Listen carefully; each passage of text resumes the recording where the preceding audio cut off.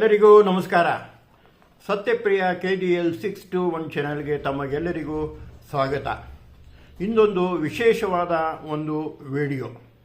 ಹೌದು, ಏನಿದು ವಿಶೇಷ ಎಂದರೆ ಸಾಹಿತ್ಯ ಲೋಕಕ್ಕೆ ಹಾಗೂ ಸರ್ಕಾರಿ ಸೇವೆಯಲ್ಲಿ ಸಲ್ಲಿಸಿದ ಒಂದು ಅಪೂರ್ವವಾದ ಒಂದು ಸೇವಾ ಮನೋಭಾವವುಳ್ಳ ವ್ಯಕ್ತಿ ಇಂದು ರಾಜ್ಯ ಸರ್ಕಾರದ ಸಾರಿಗೆ ಇಲಾಖೆಯ ಸಚಿವಾಲಯದಿಂದ ನಿವೃತ್ತಿಯಾಗುತ್ತಿದ್ದಾರೆ. ಇವರ ಬೀಳ್ಕೊಡುಗೆ ಕಾರ್ಯಕ್ರಮ.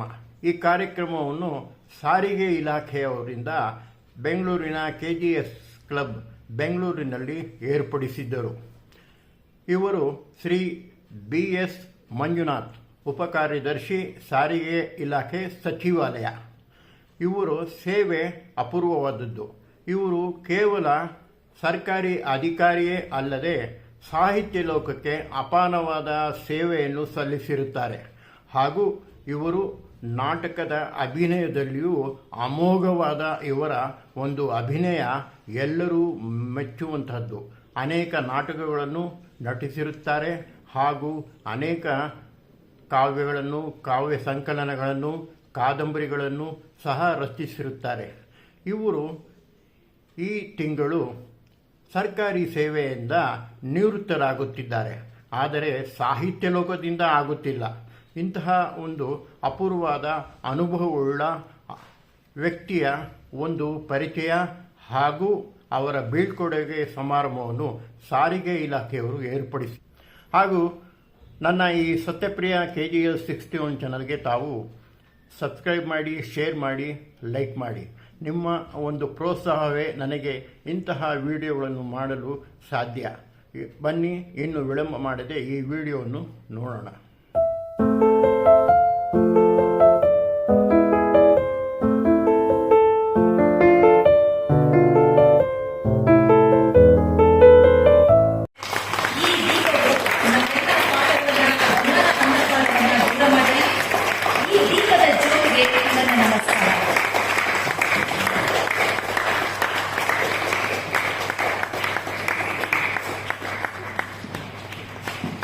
ಹಚ್ಚಿದವು ದೀಪ ಪ್ರಗತಿಯ ಪ್ರತಿರೂಪ.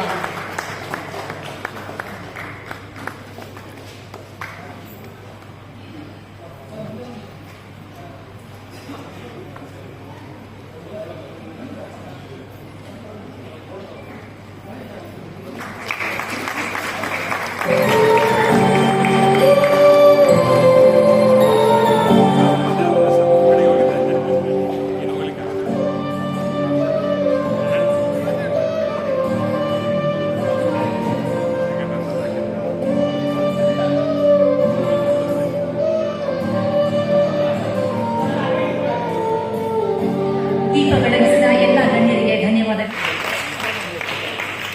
ಈ ಅವಿಸ್ಮರಣೀಯ ಕ್ಷಣಕ್ಕೆ ನಾವೆಲ್ಲರೂ ಸಾಕ್ಷಿಯಾಗಿದ್ದೇವೆ. ನಿಜಕ್ಕೂ ಇದು ಸಂತಸದ ಕ್ಷಣ. ಒಂದು ಅಭಿನಂದನಾ ಗ್ರಂಥ ಬಿಡುಗಡೆಯಾಗಬೇಕು ಅಂದ್ರೆ ಅದು ಸಾಮಾನ್ಯವಾದ ಮಾತಲ್ಲ. ಮುದ್ರಣ, ಪ್ರಕಟಣೆ, ರಚನೆ ಇದೆಲ್ಲವೂ ದುಸ್ಸಾಧ್ಯ. ಈ ಅಭಿನಂದನಾ ಗ್ರಂಥ ಹೊರಗಡೆ ಬರಬೇಕಿದ್ರೆ ಸಹಕರಿಸಿದಂತಹ ಅಭಿನಂದನಾ ಸಮಿತಿ, ಹಿತೈಷಿಗಳು, ಸ್ನೇಹಿತರು, ಸಹೋದ್ಯೋಗಿಗಳು ಎಲ್ಲರ ಸಹಕಾರದಿಂದ ಭಾವಾಭಿಮಾನ, ಅಭಿಮಾನ ಗ್ರಂಥ ಇನ್ನೇನು ಕೆಲವೇ ಕ್ಷಣಗಳಲ್ಲಿ ನಿಮ್ಮ ಕೈ ಸೇರಲಿದೆ. ಈ ಒಂದು ಸೇವೆಗೆ ನಿಸ್ವಾರ್ಥವಾಗಿ ಸಹಕರಿಸಿದ ಎಲ್ಲ ಬಂಧುಗಳಿಗೂ, ಪ್ರತ್ಯಕ್ಷವಾಗಿ ಮತ್ತು ಪರೋಕ್ಷವಾಗಿ ಸಹಕರಿಸಿದ ಎಲ್ಲ ಹಿತೈಷಿಗಳಿಗೂ ಅನಂತ ಧನ್ಯವಾದಗಳು.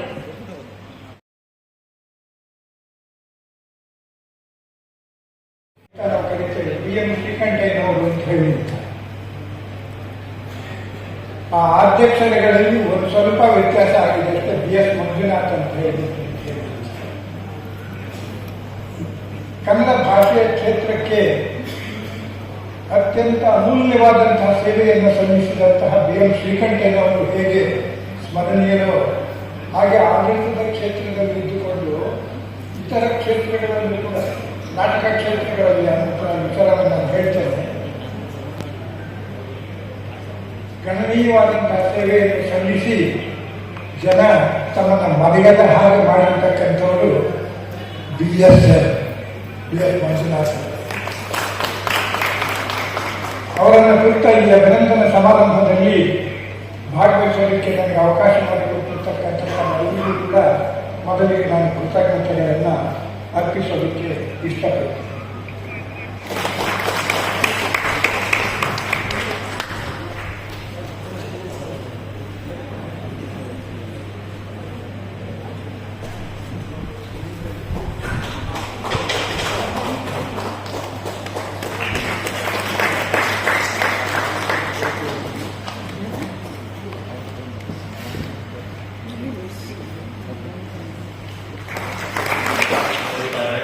ತನ್ನ ಸರ್ಕಾರಿ ನೌಕರರ ವ್ಯಸ್ತವಾದಂಥ ಸಮಯವನ್ನು ಬಿಟ್ಟು ಅವರು ಈ ಒಂದು ಹವ್ಯಾಸವನ್ನು ನಡೆಸಿಕೊಂಡು ಬಂದಿದ್ದು ತುಂಬಾ ಸಂತೋಷ ವಿಷಯ.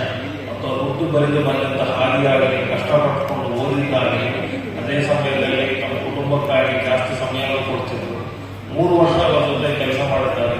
ನಮಗೆ ಬಹಳ ಸಂತೋಷವಿತ್ತು. ಬಹಳಷ್ಟು ವಿಷಯ ಕಲಿತ್ಕೊಂಡಿದ್ವಿ.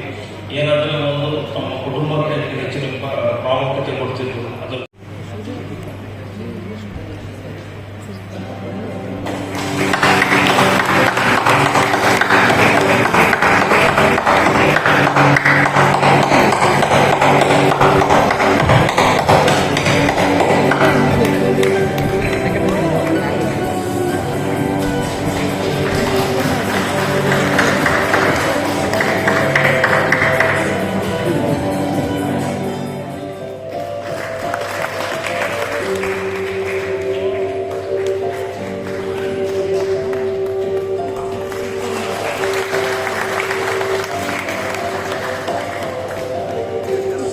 ಸಂತೋಷ. ಬಹುಮುಖ ಪ್ರತಿಭೆಯ ಭಾವಾಭಿಮಾನದ ಕಾರ್ಯಕ್ರಮ ಮಂಜುನಾಥ್ ಅವರ ಹೃದಯ ಸ್ಪರ್ಶಿ ಬೀಳ್ಕೊಡುಗೆ ಹಾಗೂ ಅವರ ಅಭಿನಂದನಾ ಗ್ರಂಥವನ್ನು ತೆಗೆದುಕೊಂಡು ಬಂದಿರುವಂತಹ ಈ ಕಾರ್ಯಕ್ರಮದಲ್ಲಿ ವೇದಿಕೆಯಲ್ಲಿರುವಂತಹ ಕೇಂದ್ರ ಬಿಂದುಗಳಾಗಿರುವ ಮಂಜುನಾಥ್ ಅವರೇ, ಹಾಗೆ ಭಾಗವಹಿಸಿರುವಂಥ ಎಲ್ಲ ಗಣ್ಯರೇ, ಕುಳಿತಿರುವಂಥ ಎಲ್ಲ ಮಂಜುನಾಥ್ ಅವರ ಕುಟುಂಬದ ಸದಸ್ಯರೇ, ನಮ್ಮ ಸರ್ಕಾರಿ ಅಧಿಕಾರಿ ನೌಕರ ಬಾಂಧವರೇ, ಸಂಬಂಧ ನಾನು ಇವ್ರು ನೋಡುವ ಸಂದರ್ಭದಲ್ಲಿ ನನಗೆ ಅನ್ನಿಸ್ತಿತ್ತು, ಮನುಷ್ಯ ಸಂಘಜೀವಿ, ಮನುಷ್ಯ ಸಮಾಜ ಜೀವಿ, ಮನುಷ್ಯ ಭಾವಜೀವಿನೂ ಹೌದು ಅನ್ನುವಂಥದ್ದು ನನಗೆ ಗೊತ್ತಿರುವಂಥ ವಿಚಾರ.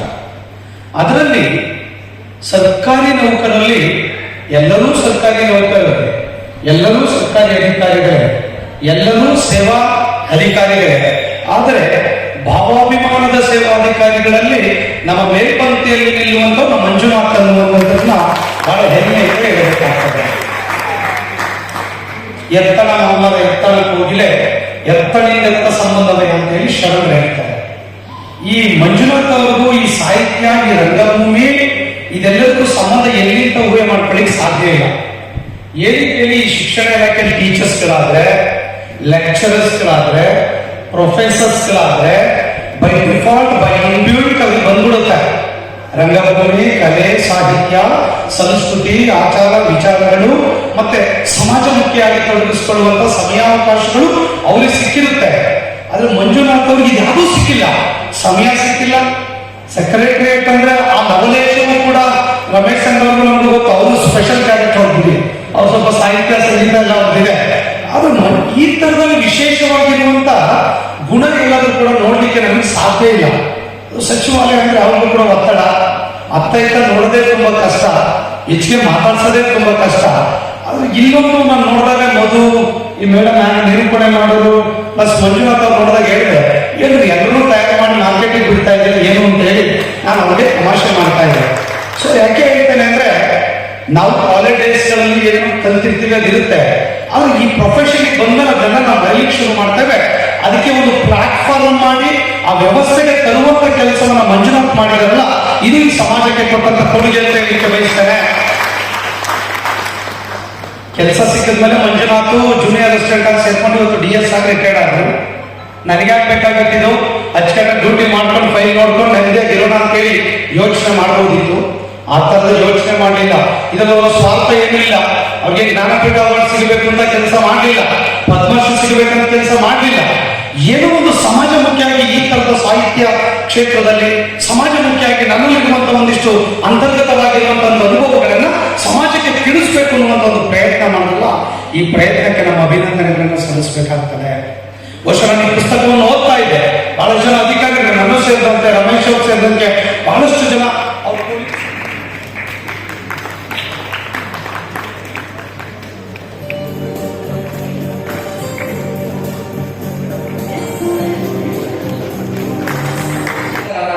ಅಭಿಲಾಷೆ ಕೂಡ ಆಗಿತ್ತು. ಅವರ ಬಗ್ಗೆ ಮಂಜುನಾಥ್ ಅವರಿಗೂ ಅಪಾರವಾದ ಗೌರವವಿದೆ. ಅದನ್ನ ಒಂದು ಗೌರವ ಸಮರ್ಪಣೆ ನೆನಪಿನ ಕಡೆಗೆ ಮುಖಾಂತರ ವ್ಯಕ್ತಪಡಿಸ್ತಾ ಇದ್ದಾರೆ. ಮಾನ್ಯ ಅಧ್ಯಕ್ಷರು ಸ್ವೀಕರಿಸಬೇಕು ಅಂತ ಹೇಳಿ ಮಂಜುನಾಥ್ ಅವರ ಪರವಾಗಿ ನಾನು ಕೋರ್ಕೊಳ್ತಾ ಇದ್ದೇನೆ.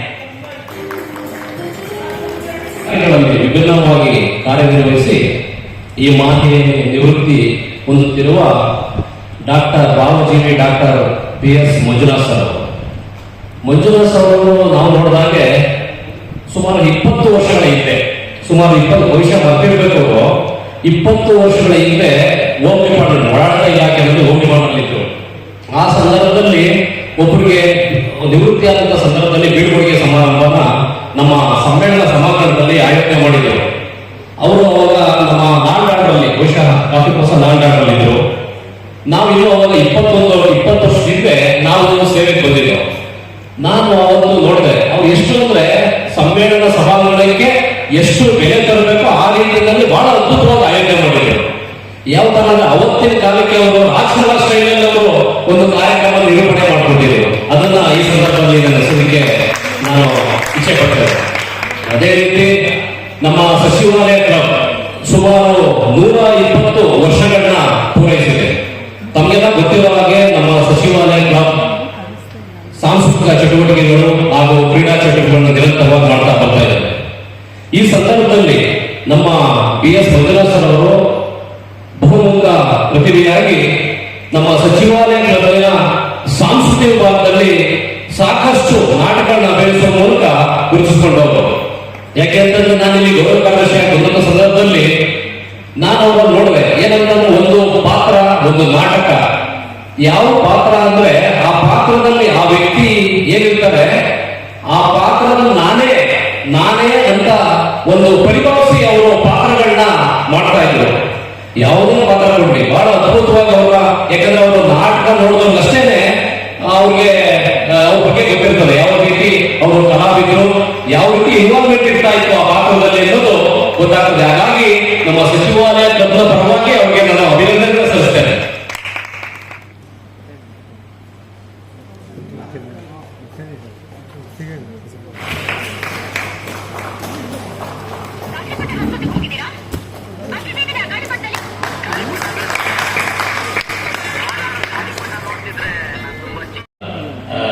ರಂಗಭೂಮಿಯ ನಟನಾಗಿ ಗುರುತಿಸಿಕೊಳ್ಳೋದಿದೆಯಲ್ಲ, ಅದು ಬಹಳ ಒಂದು ವಿಶೇಷವಾದಂತಹ ನಾನು ಕೊಂಡಂಥದ್ದು. ಅವರ ಪಾತ್ರ ಪೋಷಣೆ, ಅವರ ನಾಟಕದ ಸಂದರ್ಭದಲ್ಲಿ ನಾವು ನಾಟಕ ಕಟ್ಟುವಾಗ ಅವರ ತುಡಿತ ಇರುತ್ತಲ್ಲ, ಬಹುಶಃ ನಾವು ನಾಟಕ ರೀಡಿಂಗ್ ಮಾಡುವಾಗಲೇ ಅವರು ಅಷ್ಟು ಪಾತ್ರಗಳನ್ನ ಕರಗಿಸ್ಕೊಂಡ್ಬಿಟ್ಟಿರ್ತಾರೆ. ಬಹುಶಃ ನಾವು ಇನ್ನೇನು ಹೇಳಕ್ ಹೋಗ್ಬೇಕು, ಅಷ್ಟು ಪಾತ್ರಗಳನ್ನು ಅವ್ರು ಎಷ್ಟು ಚೆನ್ನಾಗಿ, ಎಷ್ಟು ಅದನ್ನ ಪಾತ್ರಗಳನ್ನು ಅವರು ಪಕ್ಕದ ನಟರಿಗೆ ತಿರುಗಿ ಹೇಳ್ತಿದ್ರಂದ್ರೆ ಅದು ನಮಗೂ ಒಂದೊಂದು ಟೈಮಲ್ಲಿ ತೊಂದರೆ ಆಗೋದು. ಅಂದ್ರೆ ನಮಗೂ ಒಂದೊಂದು ಟೈಮಲ್ಲಿ ಈ ವಿಚಾರ ನಮ್ಗೆ ಯಾಕೆ ಬರ್ತಿರ್ಲಿಲ್ಲ, ಈ ಇದು ನಮ್ಗೆ ಯಾಕೆ ಬರ್ತಿರ್ಲಿಲ್ಲ, ಅಷ್ಟು ಒಂದು ಇನ್ವಾಲ್ವ್ಮೆಂಟ್ ಆಗಿರೋದು. ಒಂದು ರೀಡಿಂಗ್ ಇಂದ ಪ್ರಾರಂಭವಾಗಿ ನಾಟಕದ ರಿಹರ್ಸಲ್ಲು ಮತ್ತು ಪ್ರದರ್ಶನ. ಆ ಪ್ರದರ್ಶನ ಅಂದ್ರೆ ಅವರ ಶಿಸ್ತಿದೆಯಲ್ಲ, ನಟನಾಗಿ ಬಂದಾಗ ಈ ಬಾಗಿಲಿಂದ ಹೊರಗಡೆ ಹೋದಾಗ ಅವ್ರ ಅಧಿಕಾರಿ, ಒಳಗಡೆ ಬಂದಾಗ ಯಾವ ರೀತಿ ಅವ್ರ ಇನ್ವಾಲ್ವ್ಮೆಂಟ್, ಯಾವ ರೀತಿ ಅದನ್ನು ತೊಡಗಿಸ್ಕೊಳ್ತಿದ್ರು ಅನ್ನೋದು ನಮ್ಗೆ ಇವತ್ತಿಗೂ ದಿಗ್ಭ್ರಮೆ ಆಗುತ್ತೆ. ಅಂದ್ರೆ ಅಷ್ಟು ಬಹಳ ವಿಭಿನ್ನವಾಗಿ ಆ ಪಾತ್ರವನ್ನ, ಆ ನಾಟಕವನ್ನ, ಮೊದಲು ಆ ಇಡೀ ನಾಟಕದ ವಸ್ತುವನ್ನ ಅವರು ಬಹಳ ಚೆನ್ನಾಗಿ ಗ್ರಹಿಸ್ತಾ ಇದ್ದಾರೆ.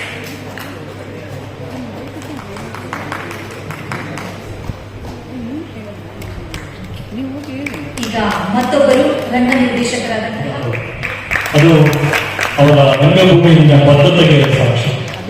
ಮಂಜುನಾಥ್ ಅವರು ಒಬ್ಬ ದೊಡ್ಡ ಹಿರಿಯ ಅಧಿಕಾರಿಯಾಗಿದ್ದರೂ ನಾವು ಗಮನಿಸಿದ್ದೇನೆಂದರೆ, ಒಬ್ಬ ನಿರ್ದೇಶಕರಿಗೆ ನೀಡಬೇಕಾದಂಥ ಗೌರವ ಅಥವಾ ವಿನಯ, ಅವರ ಸರಳ ಸಜ್ಜನಿಕೆ, ಅವರು ನಿಜವಾಗ್ಲೂ ಒಬ್ಬ ಇವತ್ತಿನ ಕಾರ್ಯಕ್ರಮಕ್ಕೆ, ಈ ಕಾರ್ಯಕ್ರಮದಲ್ಲಿ ಭಾಗವಹಿಸಲಿಕ್ಕೆ ಅವಕಾಶ ಕೊಟ್ಟಂತ ಮಂಜುನಾಥ್ ಅವರು ಮತ್ತು ಮಂಜುನಾಥ್ ಅವರ ಅಭಿನಂದನಾ ಸಮಿತಿಗೂ ಮತ್ತು ಕರ್ನಾಟಕ ಸಚಿವಾಲಯ ಕ್ಲಬ್ನ ಶ್ರೀ ಗೌರವ ಕಾರ್ಯದರ್ಶಿಗಳಿಗೆ ಎಲ್ರಿಗೂ ನಮ್ಮ ನಮನಗಳ ಸತಿ ನಾನು ಮಾತು ಮುಗಿಸ್ತೇನೆ.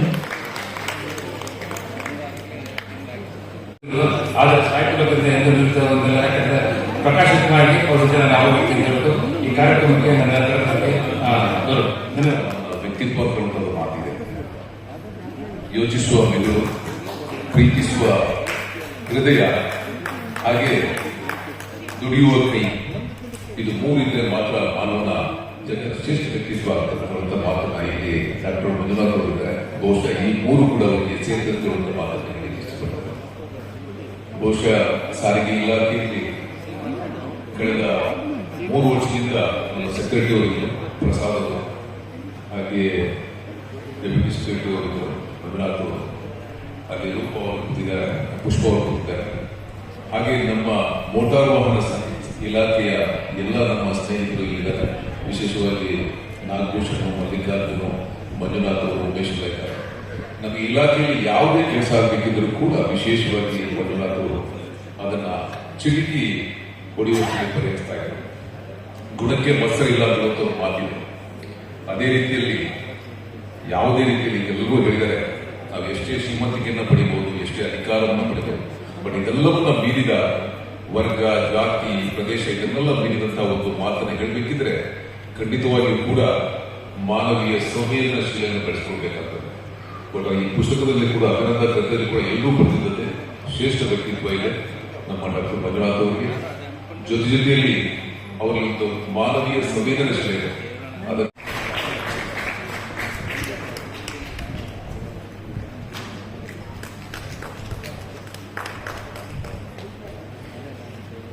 ಇಂದಿನ ಕಾರ್ಯಕ್ರಮವೇ ಬಾಬಾಜಿಗೆ ಅಭಿನಂದನೆ.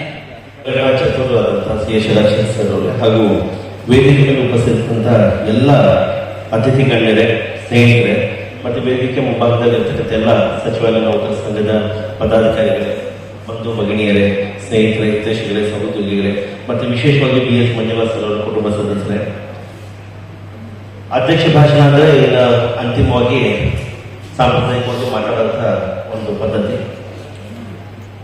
ಮಾತಾಡೋದು ಏನು ವಿಷಯಗಳು ಉಳಿದಿರಲ್ಲ, ಸಾಕಷ್ಟು ಜನ ಎಲ್ಲ ವಿಚಾರಗಳನ್ನ ಸವಿವರವಾಗಿ ವಿಸ್ತೃತವಾಗಿ ಹೇಳ್ಬಿಟ್ಟಿರ್ತಾರೆ. ಅದಾಗಿದ್ರೆ ತಾವು ಬಾಬಾ ಇಷ್ಟೊತ್ತು ಆದ್ರೂ ಕೂಡ ಇನ್ನೂ ಕೆಲವರು ಗೌರವ ಕೊಟ್ಟು, ಅಧ್ಯಕ್ಷರಿಗೆ ಗೌರವ ಕೊಟ್ಟು ತಾವು ಮಾತನ್ನ ಕೇಳೋಣ. ಮತ್ತೆ ಇನ್ನು ಮಂಜನವರದು ಅಭಿನಂದನಾ ಕಾರ್ಯಕ್ರಮ ಬಾಕಿ ಇರೋದಂತ ತಾವೆಲ್ಲರೂ ಇಲ್ಲಿ ಉಪಸ್ಥಿತರಿಗೆ ತಮಗೂ ಆನಂದದ ವಂದನೆಗಳು. ಸ್ನೇಹಿತರೆ, ಮನುಷ್ಯ ಜೀವನ ಅತ್ಯಂತ ಶ್ರೇಷ್ಠ ಜೀವನ ಅಂತಕ್ಕಂಥ ನಾವು ಚಿಕ್ಕವರಿದ್ದಾಗಿಂದ ಕೇಳ್ತಾ ಬಂದಿದ್ವಿ. ನಮ್ಮ ಜೀವನದಲ್ಲೂ ಕೂಡ ಅದು ಸತ್ಯವಾಗಿ ನಾವೆಲ್ಲ ಕಾಣಿ ಕಂಡಿದ್ವಿ. ಯಾಕೆ ಮನುಷ್ಯ ಜೀವನ ಇಷ್ಟೊಂದು ಶ್ರೇಷ್ಠ, ಯಾಕೆ ಸಾಕಷ್ಟು ಜೀವಿರಾಶಿಗಳಿದ್ದಾವೆ, ಪ್ರಾಣಿಗಳಿದ್ದಾವೆ, ಯಾಕೆ ಮನುಷ್ಯ ಜೀವನ ಶ್ರೇಷ್ಠ, ಅವ್ರದ್ದು ಯಾಕೆ ಶ್ರೇಷ್ಠ ಇಲ್ಲ ಅಂತಕ್ಕಂಥದ್ದು ಕೂಡ ತಾವು ಸಹ ಸಾಕಷ್ಟು ಸಲ ಜೀವನದಲ್ಲಿ ಅವಲೋಕಿಸಿರ್ತೀರಿ, ಗಮನಿಸಿರ್ತೀರಿ. ಸಾಕಷ್ಟು ಸಲ ಸ್ನೇಹಿತರೆ ನಾನು ಒಂದು ವಿಚಾರದಲ್ಲಿ ಹೇಳ್ತೇನೆ, ಜೀವನವನ್ನು ಬಾಳಲು ಮತ್ತೆ ಬದುಕೋದು ಎರಡು ವಿಭಿನ್ನವಾದ ಪರವಾಗಿ ಕೋರ್ಕೊಳ್ತಾ ಇದ್ದೇನೆ.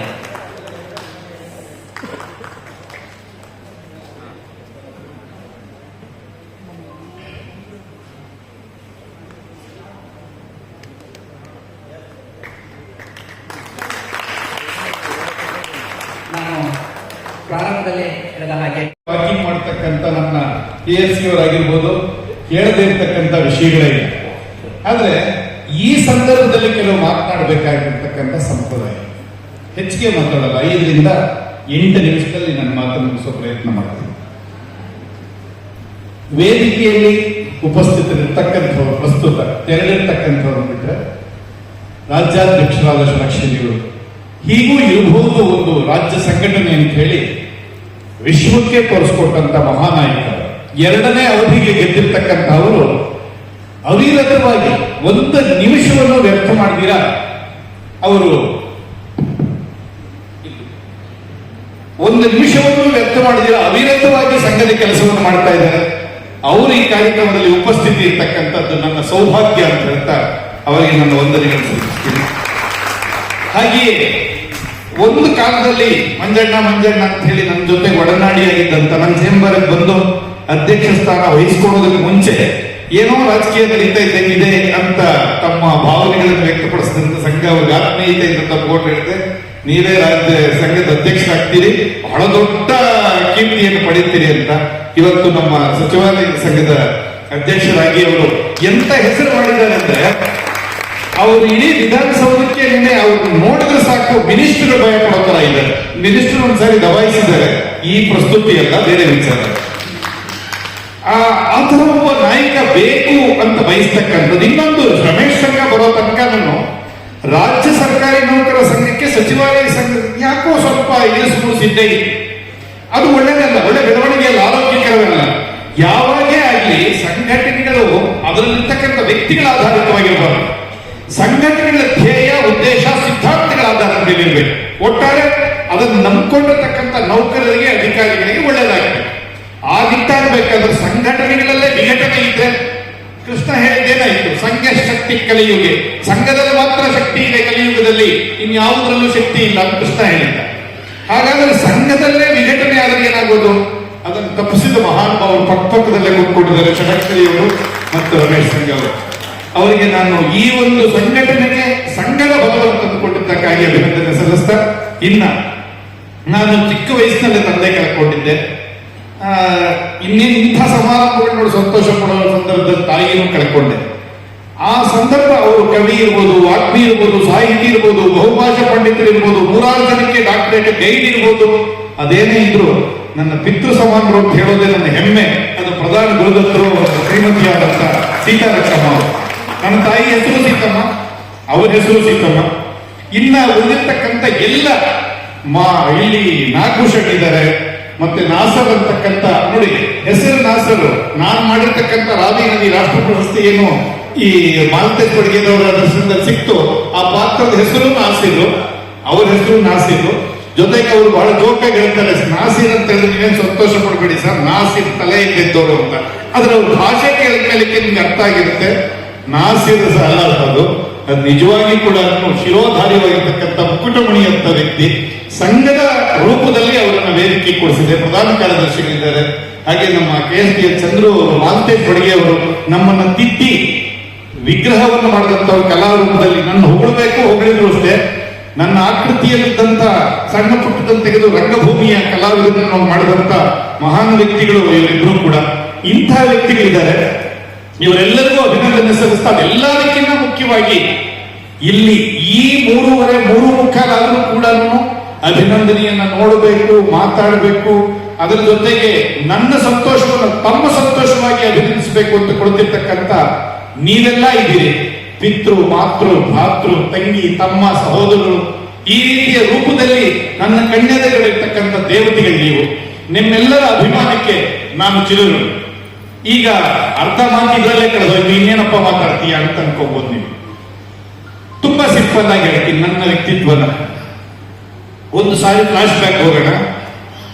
ವಿಧಾನಸೌಧಕ್ಕೆ ನಾನು SLC ನಲ್ಲಿದ್ದಾಗ ನಮ್ಮ ಮೇಷ್ಟ್ರು ವಿಧಾನಸೌಧ ತೋರಿಸೋದಕ್ಕೆ ಕರ್ಕೊಂಡ್ಬಂದು, ಅಲ್ಲ ಅಧಿಕಾರಿಗಳಿಗೆ ತುಂಬಾ ಬೀಳ್ತಾ ಇರ್ತಕ್ಕಂಥ ರೀತಿ ನಮ್ಮ ಟೀಚರ್ ನೋಡಿ ನನಗೊಂಥರ ಕೊರಗು. ನಮ್ಮ ಟೀಚರ್ ಅಂದ್ರೆ ನಮ್ಗೆ ಆ ದೃಷ್ಟಿನಲ್ಲಿ ಅವರು ಮಹೋನ್ನತ, ಅವರಿಗಿನ್ನ ಮಿನಿಸ್ಟ್ರು ಅಲ್ಲ, IAS ಆಫೀಸರ್ ಅಲ್ಲ. ನಮ್ಮ ಮೇಷ್ಟ್ರು ಈ ತರ ಎಲ್ಲ ಕೈ ಮುಗಿದು ಕೇಳ್ಕೊಬೇಕಾ ಸರ್, ಮಕ್ಕಳು ಸರ್ ಆಸೆ ಒಂಚೂರು ಅಸೆಂಬ್ಲಿ ತರ. ಹಾಗಾದ್ರೆ ಹೋಗಿ ನಿಮ್ಮಂತವ್ರು ಇಷ್ಟು ಜನ ಅಲ್ಲಿದ್ದಂತ ಬಟ್ಟೆಗಳು ಬೈತಾ ಇದ್ದಾರೆ. ಸರಿ, ಎಲ್ಲರನ್ನು ಕೂಡಿಸ್ಕೊಂಡು ಎಷ್ಟಾಗುತ್ತೋ ಅಷ್ಟು ತೋರಿಸಿ ಮುಂದ್ಗಡೆ ಅವ್ರು ಇನ್ನೂ ಬೇರೆ ಹಾಕಿರ್ಲಿಲ್ಲ, ಒಳಗಡೆ ಬರ್ತಕ್ಕಂಥ ಸಂದರ್ಭ ಇತ್ತು. ಅವಾಗ ನಿಮ್ಗೆ ಏನೇನು ಆಸೆ ಇದೆ ಅಂತ ಕೇಳ್ತಾ ಇದ್ವಿ. ಭವ್ಯ ವಿಧಾನಸೌಧದಲ್ಲಿ ಕೂತ್ಕೊಂಡು ನಿಮ್ಮ ಕನಸುಗಳನ್ನ ಹಚ್ಕೊಂಡಿರ್ತಾರೆ. ಒಬ್ಬೊಬ್ರು ಒಂದೊಂದು ಹೇಳಿದಾಗ ನಾನು ಹೇಳಿದೆ, ವಿಧಾನಸೌಧಕ್ಕೆ ಅಧಿಕಾರಿಯಾಗಿ ಬರ್ಬೇಕು ಸರ್. ಏನ್ ಸರ್ ಇರೋದು ಇಷ್ಟು? ಆವಾಗ ನನ್ನ ಚಡ್ಡಿ ಹರಿದಿತ್ತು, ಕೈಯಲ್ಲಿ ಕಾಸಿರ್ಲಿಲ್ಲ, ₹1 ಕೂಡ ತಿನ್ನಕ್ ಗತಿ ಇರ್ತಾ ಇರ್ಲಿಲ್ಲ. ನಮ್ಮ ತಾಯಿ ಒಂದು ರೊಟ್ಟಿನ 4 ಭಾಗ ಮಾಡಿ ನೀರಿಗೆ ಆಸರೆ ಇದೆ, ತಿಂಡಿ ಹೊಟ್ಟೆ ತುಂಬಕ್ಕಲ್ಲ ಅಂತ ಕೊಡೋರು. ಅದು ಒಲೆಯಲ್ಲಿ ಸುಟ್ಟು. ಅವರು ಆಗಾಗಲೇ ಮಹೋನ್ನತರು ಹೇಳ್ದಂಗೆ ದೇವಸ್ಥಾನ ಪ್ರಸಾದ ಮಾತ್ರ ಸಿಗ್ತಾ ಇತ್ತು. ಗಂಟೆ ಆಗೋಷ್ಟೊತ್ತು ಹೋದ್ರೆ ಹೊಟ್ಟೆ ತುಂಬ್ತಾ ಇತ್ತು. ಶಾಲೆಗೆ ಅವರೆಲ್ಲರ ಒಂದು ಇದ್ರ ಚೆನ್ನಾಗಿ ಓದು ಆಮೇಲೆ ನೋಡೋಣ ಅಂತ ಹೇಳಿದ್ರು. ಏನ್ ಗೋವಿಂದ ಇವರು ಈ ಪ್ರಶ್ನೆ ಕೇಳಿದವರು. ಶಾಲೆ ಪ್ರಥಮವಾಗಿ ಬಂದ್ರು ಕೂಡ ನನ್ನ ಒಂದು ಆಫೀಸ್ನಲ್ಲಿ P1 ಕೆಲಸ ಸೇರಿ ವಿದ್ಯಾಭ್ಯಾಸವನ್ನು ನಿಲ್ಲಿಸಿದ್ರು. ಆಮೇಲೆ SLC ಡ್ರಾಪ್ ಹಾಗೆ ಹೇಳ್ತಾನೆ ಇರ್ತೀನಿ ನಾನು. ತದನಂತರ 2 ವರ್ಷ ಅವಿರತವಾಗಿ ದುಡಿದು ನಾನೇನೋ ಮಾಡಿ ಒಂದಷ್ಟು ದುಡ್ಡು ಕೂಡ ಇಟ್ಕೊಂಡು ಫೀಸ್ ಕಟ್ಟಿ ಈವ್ನಿಂಗ್ ಕಾಲೇಜಲ್ಲಿ BCom ಅಂದ್ರೆ ಸುಮ್ಮನೆ ಇರ್ಬೇಕು ಅಂತ ಅವಾಗೆ ಕಲ್ಸ್ಕೊಟ್ರೇನೋ, ನಾನು ಸುಮ್ಮನೆ ಇಲ್ಲ, ಬೇರೆ ವಿಚಾರ. BCom ಡಿಗ್ರಿನೂ ಪಡೆದೆ. ಇನ್ನ 2ನೇ ವರ್ಷದಲ್ಲಿ ಇರ್ತಕ್ಕಂಥ ಸಂದರ್ಭದಲ್ಲೇನೆ SPC ಎಕ್ಸಾಮ್ ಬರೆದಾಗ ನನಗೆ ಸೆಕ್ರೆಟರಿ ಅಂತ ಹೇಳಿ KPSC ನಲ್ಲಿ ಪಟ್ಟಿ ಹಾಕಿದ್ರು. ನನಗೆ ತಹಸೀಲ್ದಾರ್ ಆಫೀಸು, BDO ಆಫೀಸು ಇವೆಲ್ಲ ಗೊತ್ತಿತ್ತು. ಸೆಕ್ರೆಟರಿಯೇಟ್ ಅಂದ್ರೆ ಏನೋ ಗೊತ್ತಿರಲಿಲ್ಲ. ಇಲ್ಲೇ ಬೆಂಗಳೂರಿನ ಗ್ರಾಮಾಂತರದವರಾದ್ರೂ ಕೂಡ ಬೆಂಗಳೂರಿನ ಪರಿಚಯ ಇಲ್ಲ. ವಿಧಾನಸೌಧದ ಸೆಕ್ರೆಟರಿಯೇಟ್ ಅಂತ ದೇವರಾಣಿಗೂ ಗೊತ್ತಿರಲಿಲ್ಲ. ಅಲ್ಲಿ ಒಂದು ಬಸ್ ಸ್ಟಾಪ್ ಇತ್ತು, ಮಲ್ಲೇಶ್ವರಕ್ಕೆ ಹೋಗೋ ಬಸ್ ಸ್ಟಾಪ್. ಇವಾಗ ಇದ್ದಂಗೆ ಅಲ್ಲಿ ರೋಡ್ ಇತ್ತು, ಮಧ್ಯದಲ್ಲಿ ವಿಕಾಸಸೌಧ ಇರಲಿಲ್ಲ. ಅಲ್ಲಿ ನಿಂತಿದ್ದು ಹೋಗಿ ಕೇಳಿದೆ, ಅಣ್ಣ ಸೆಕ್ರೆಟರಿಯೇಟ್ ಅಂದ್ರೇನು ಅಂತ. ನಾಟಕ ಆಡ್ತೀಯ, ಹೋಗ್ ಮುಂದಕ್ಕೆ ಹೋಗಿ, ನನ್ನ ಹತ್ರ ಇಲ್ಲ. ಏನೋ ಅವನ ಹತ್ರ ಇಲ್ಲ, ನಂಗೆ ಗೊತ್ತಿಲ್ಲ. ನಾನು ಕಾಸು ಭಿಕ್ಷೆ ಬೇಡಕ್ಕೆ ಹೋಗಿದ್ದೀನಿ ಅಂತ ತಿಳ್ಕೊಂಡ. ನಾನು ವೇಸ್ಟ್ ಕೂಸ್ಕೊಂಡು ಕಾಲಲ್ಲಿ ಚಪ್ಪಲಿ ಇರಲಿಲ್ಲ, ಹರಿದಿದ್ದ ಪ್ಯಾಂಟು ಶರ್ಟು, ಕುರ್ಚಿದ ಗಡ್ಡ. 22 ವರ್ಷ. ಕೆಂಗಲ್ ಹನುಮಂತಯ್ಯ ಪ್ರವೇಶ ದ್ವಾರದಿಂದ ಅಲ್ಲಿಗೂ 10 ತನಕ ಹೋದೆ.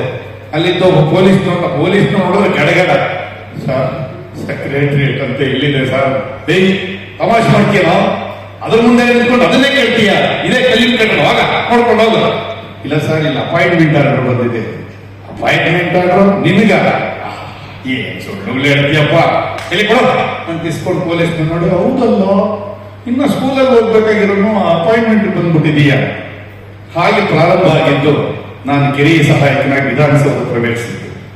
ಆ ದಿವ್ಯ ಸೌಧ ನನಗೆ ಘನತೆ ಕೊಡ್ತು, ಒಳ್ಳೆ ಕುಟುಂಬ ಕೊಡ್ತು, ಸಮಾಜದಲ್ಲಿ ಗೌರವ ಕೊಡ್ತು, ಜನಗಳ ಸೇವೆ ಮಾಡೋದಕ್ಕೆ ಅವಕಾಶ ಕೊಡ್ತು. ಈ ರಂಗಭೂಮಿ ಸಾಹಿತ್ಯಕ್ಕೂ ಕೂಡ ನನಗೆ ಅವಕಾಶ ಮಾಡಿಕೊಡ್ತು.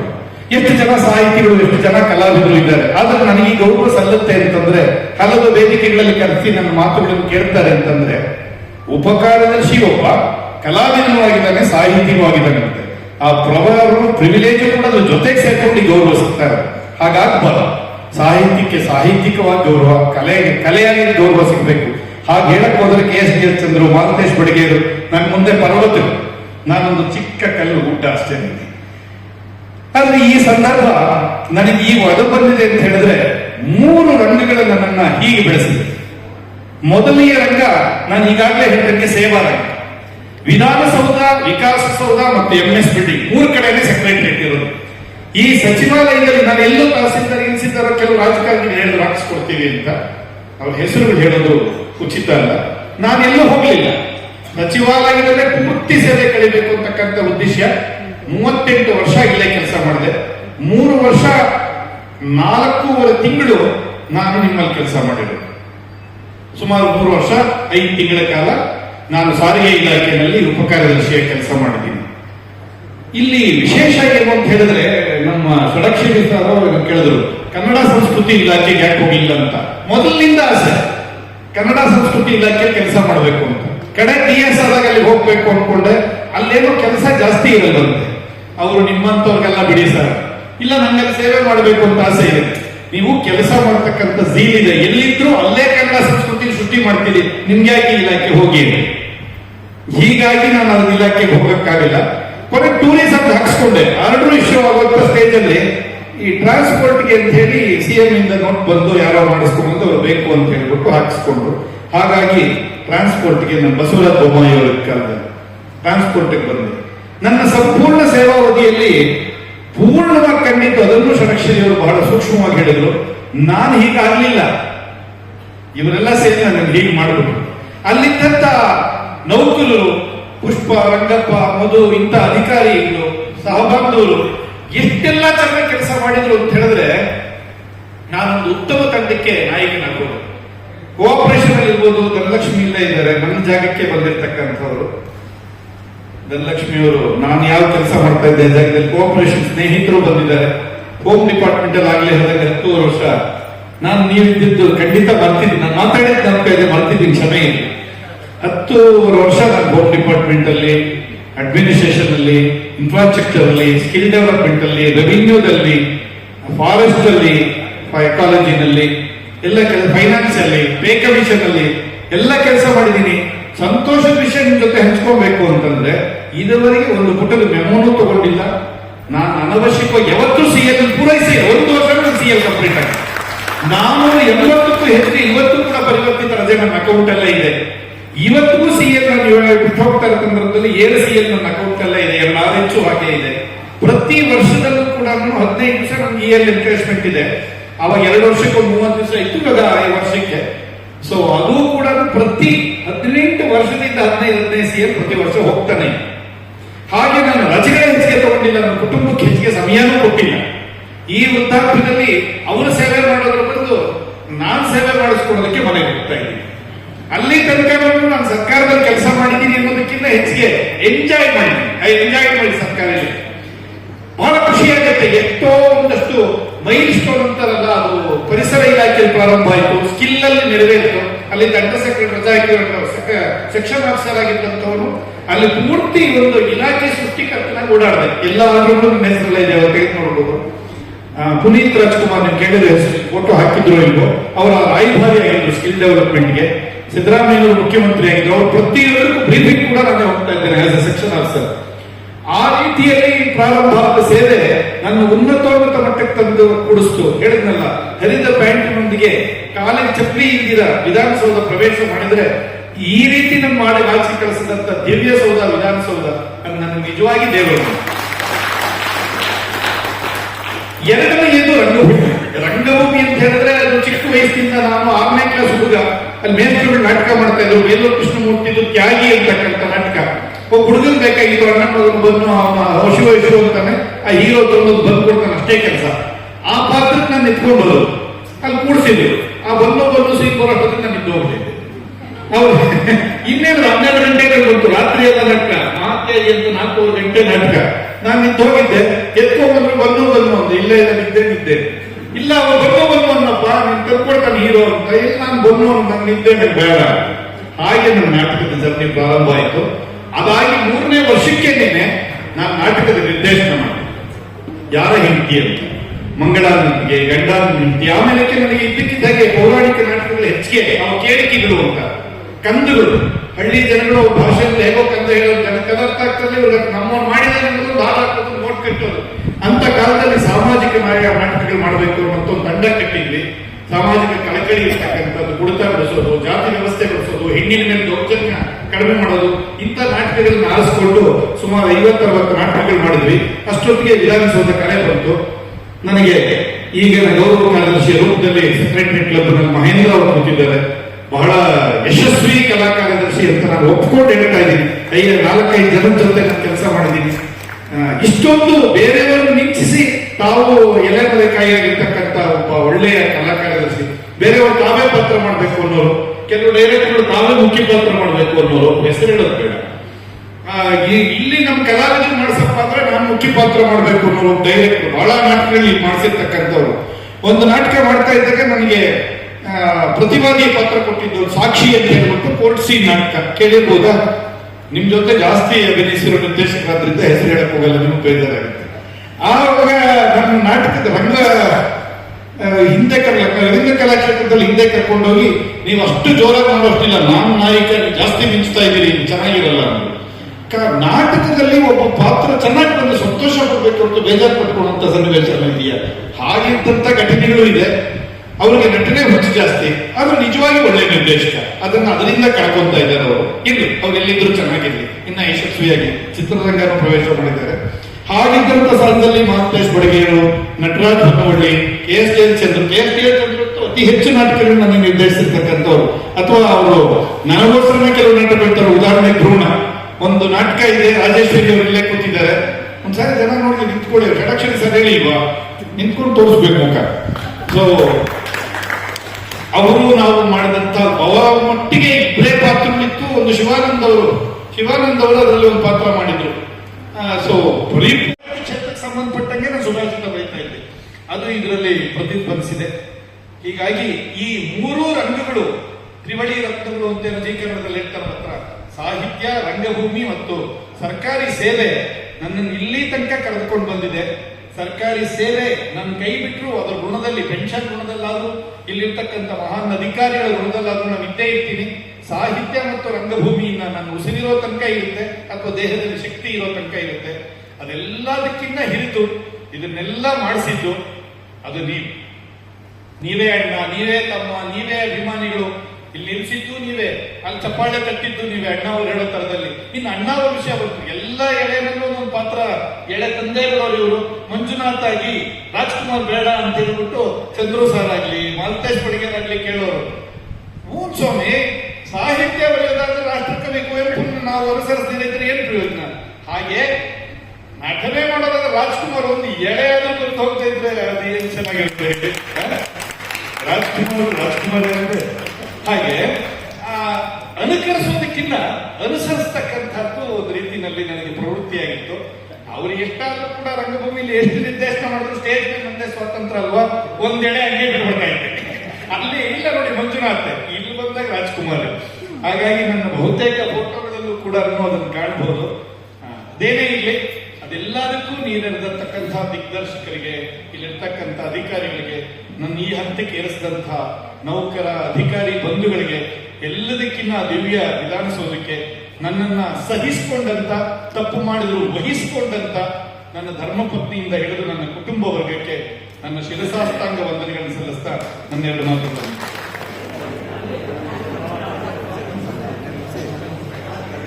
ಸಾಧನೆಗೆ ಗೌರವ, ಗೌರವಕ್ಕೆ ವಿನಯ, ವಿನಯಕ್ಕೆ ಮೌಲ್ಯ ಇದೆ ನಿಜವಾದ ಕಲಾವಿದರ ಗುರುತು. ಆ ನಿಜವಾದ ಕಲಾವಿದರಿಗೆ ನಿಜಕ್ಕೂ ಸಂದಬೇಕಾದಂತಹ ಗೌರವ ಈ ವೇದಿಕೆ ಮೇಲೆ ಸಲ್ತಾ ಇದೆ.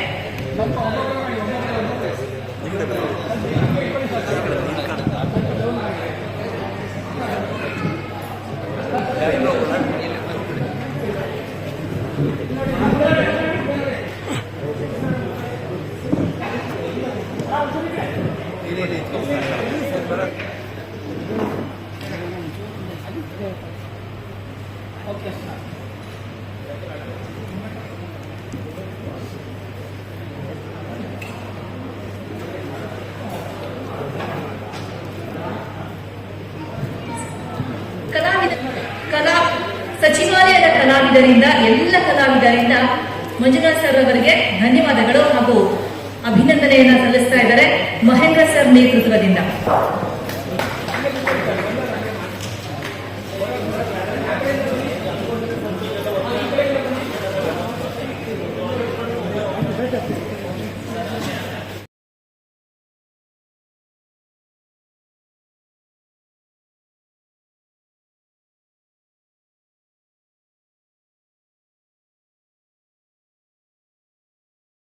ಬೀಳ್ಕೊಡುಗೆ ಸಮಾರಂಭವನ್ನು ನಾವು ಡಾಕ್ಟರ್ BS ಮಂಜುನಾಥ್ ಅವರ ಬಳಗ ಅಭಿಮಾನಿಗಳ ಸಮಿತಿ ವತಿಯಿಂದ ಈ ಒಂದು ಕಾರ್ಯಕ್ರಮವನ್ನು ಹಮ್ಮಿಕೊಂಡಿದ್ದೇವೆ. ಈ ಒಂದು ಕಾರ್ಯಕ್ರಮಕ್ಕೆ ಆಗಮಿಸಿರ್ತಕ್ಕಂಥ ಎಲ್ಲ ಗಣ್ಯ ಮಾನ್ಯರಿಗೆ ಮತ್ತು ಎಲ್ಲ ಸಚಿವನಾಧಿಕಾರಿ ನೌಕರ ಬಾಂಧವರಿಗೆ ಮತ್ತು ಈ ಒಂದು ಅಭಿಮಾನದ ಸಮಿತಿಯಲ್ಲಿ ಭಾಗವಹಿಸಿ ಎಲ್ಲರೂ ಸಕ್ರಿಯವಾಗಿ ಇರ್ತಕ್ಕಂಥ ಎಲ್ಲರಿಗೆ ಇವನು ಅಭಿನಂದಿಸಿ ಇವತ್ತರವರೆಗೆ ಸನ್ಮಾನ ಮಾಡ್ತಾ ಇದ್ದಾರೆ.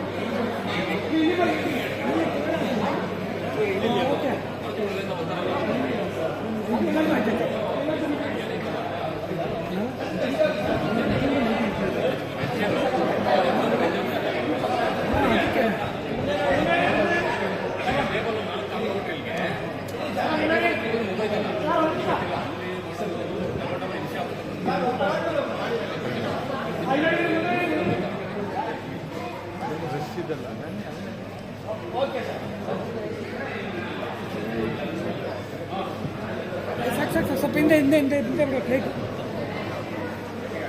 ಸಾಕ್ಬಿಡಿ.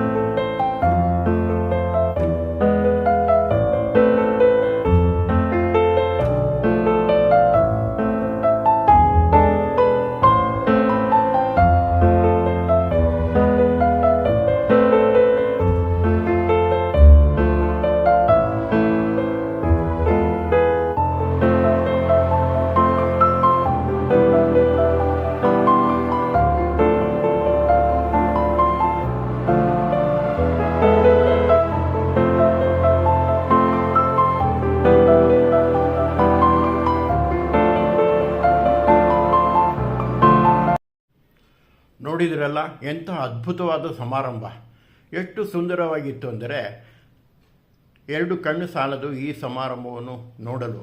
ಹಾಗೂ ಶ್ರೀ ಡಾಕ್ಟರ್ ಮಂಜುನಾಥ್ BS ರವರು ನನ್ನ ಆಪ್ತ ಸ್ನೇಹಿತರೂ ಸಹ. ಇವರು ನನ್ನ ಬ್ಯಾಚ್ಮೇಟ್. ಆದ್ದರಿಂದ ವಿಶೇಷವಾಗಿ ಇಂತಹ ಒಂದು ವಿಡಿಯೋ ಮಾಡಿ ತಮಗೂ ತೋರಿಸಲು ಇಂತಹ ಒಳ್ಳೆಯ ವ್ಯಕ್ತಿ ಸರಿಯಾಗಿ ಇವರ ಹೆಸರನ್ನು ಕೊಟ್ಟಿದ್ದಾರೆ. ಏಕೆಂದರೆ ನೊಂದವರಿಗೆ ಹೆಗಲಾಗಿ ಬಳಲಿದವರಿಗೆ ಬಲವಾಗಿ ನಿಂತು ಅವರ ಭಾವನೆಗಳಿಗೆ ಸ್ಪಂದಿಸಿ ಭಾವಜೀವಿಯಾದರು.